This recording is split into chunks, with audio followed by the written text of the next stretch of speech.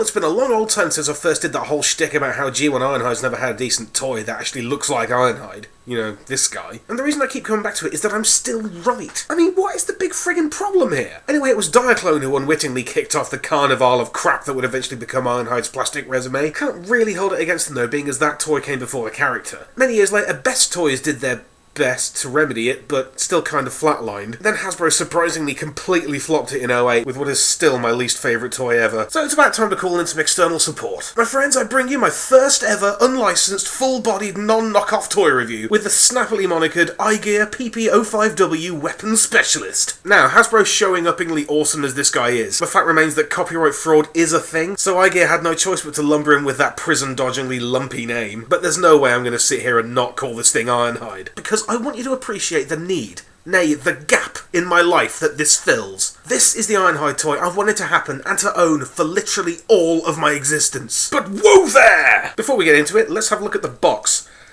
because apparently that's important.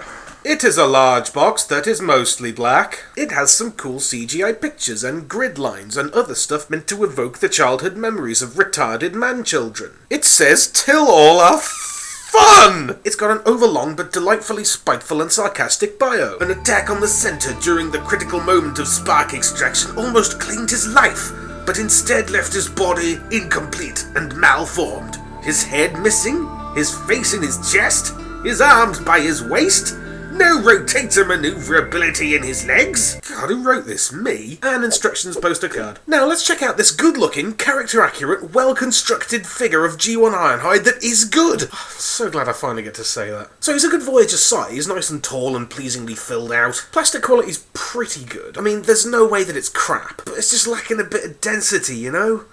I don't know, maybe I'm just being a dick. So yes, I am all about the window bod me do. It's actually right! It's the proper shape! It's not subbing for the face! It's got a head on top of it! It's got an expected little gap just there, waiting for a repro label or whatever. Lower half's pretty sweet too, with reams of detail going on there. Can't help but feel it could have used maybe a couple extra paint apps, but then this area does loads in the transformation that would probably scrape that shiz off in like 1 second. Now I hear some folks are having a bit of trouble with Ironhide's Ironhide down here. Specifically the love handle flap on either side. These are supposed to tuck away in the butt proper, but the lumbar joint just here is worryingly stiff, which when you combine it with a not great plastic turns this relatively insignificant bit of transformation into a worrying and stressful ordeal. Fortunately I managed to get around this problem by who cares? Just leave it. I mean, how much better would the robot really look with these bits tucked away? 0%? Anyway, what about the arms? There's some pretty handsome cuboids, maybe a smidge small. Bit of an Inferno vibe going on with these awkward tucked away kibble flaps. Articulation's pretty sweet with the double elbow. Hands are extremely spot on, and check out the surprise keypad with bonus clip-on radar dish. You guys thought of everything! Legs are a bit of an oddity. I mean, once again they look cool and they're unabashedly made out of a huge chunk of the alt mode. That's what we like. Check out the heels though, they're tucked away on the insides, and they're chromed. I suppose, why not? Nice thigh swivel and ball-jointed feet, but the knees are very weird. There's like 2 of them in there, and only one of them's any good. Supposability is there, but you've kind of got to work for it. You've got to want it. This headboard thing could be a bit of an imposition, but it'll very courteously flop down back there to give way for the light piping! Yes, indeed, you guys. Weapon Special Man comes with 3 interchangeable bonces for all the Crichton jokes you can stomach. You got the straight-laced cartoon-like Ready Salted flavour one, and the other 2 are the new style IDW Popeye-looking guy. One for the good times, one for the mad times. Anyway, they're incredibly easy to swap out, and they're just loaded with gorgeous blue light pipes. So on the whole,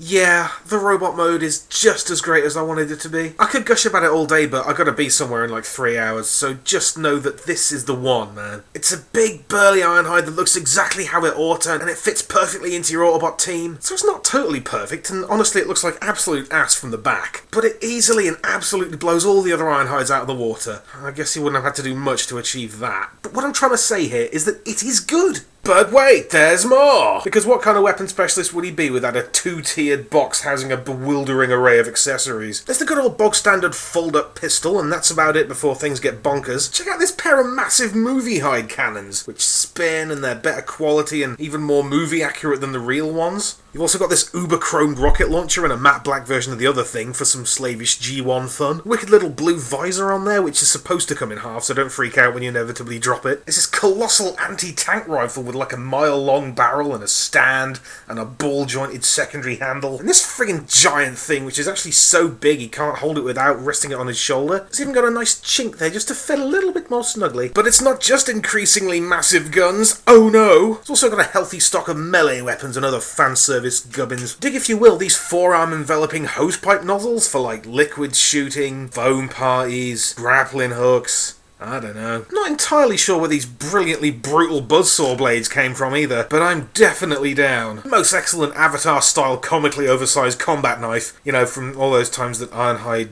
had a combat knife. And finally, remember that radar dish from earlier? Totally uses the 3mm clip system, which opens them up to a plethora of alternative fight bits. So yes, accessories are a hoot, but as I've discovered today, sometimes more accessories are just more things to drop under the desk while you're trying to make a video.